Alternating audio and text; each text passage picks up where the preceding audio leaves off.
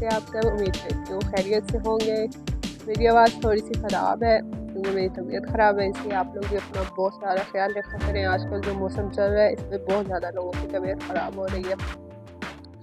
आज जो वाक़या मैं आपको सुना रही हूँ वो एक ज़ालिम बादशाह का है जो लोगों को खंजीर का गोश्त खाने पर मजबूर करता था। पुराने ज़माने में बनी इसराइल का एक बादशाह था जो काफ़िर होने के साथ साथ बहुत ज़ालिम भी था।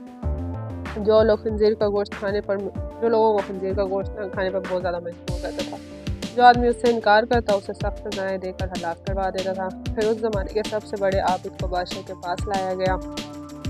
लोग उस आबिद के मर्तबे और फजीलत से आगाह थे। वो नहीं चाहते थे कि इस आबिद बुजुर्ग को बादशाह की तरफ से कोई भी तकलीफ पहुँचे। तो इसी बिना पर एक सिपाही ने आबिद से कहा कि आप मुझे ना एक बकरी का बच्चा ज़िबा कर दे।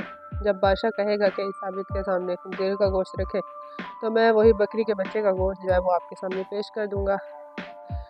बादशाह यही समझेगा कि आपने उसकी ख्वाहिश के मुताबिक खंजीर का गोश्त खा लिया। इसी तरह आप हलाकत से भी महफूज रह जाएंगे। आबिद ने उसकी बात सुनी और फिर उसी तरह उसे बकरी का बच्चा जो है वो ज़िबा करके उसका गोश्त जो है वो सिपाही को दे दिया।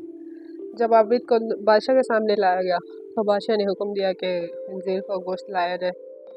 मंसूबे के मुताबिक उस सिपाही ने बकरी के बच्चे का गोश्त ही उस आबिद के सामने पेश किया।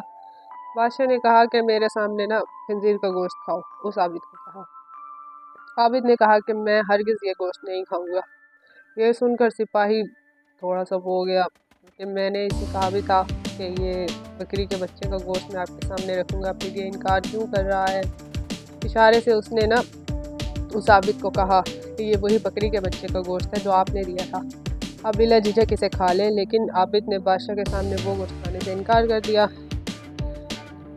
तो बादशाह ने जो है सिपाहियों को हुक्म देकर उसको कत्ल करने का हुक्म दे दिया। जब आबिद को कत्ल करने के लिए ले जाने लगे तो वही सिपाही करीब आया और कहा कि आपने वो गोश्त क्यों ना खाया बाखुदा, ये तो वही गोश्त था जो आपने दिया था। आबिद ने कहा कि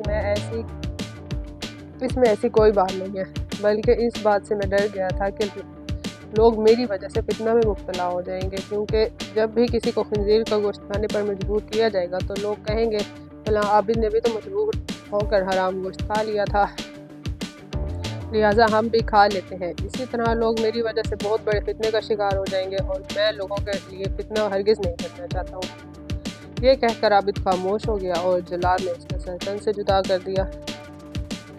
ये है वाक़या आज का। ये वाक़या हम सब के लिए एक बहुत बड़ा सबक है। जो लोग हैं, बहुत से ऐसे लोग हैं जो हमसे बहुत कुछ सीख रहे होते हैं। हम दूसरे लोगों से बहुत कुछ सीख रहे होते हैं, उनके अमाल से, उनके किरदार से।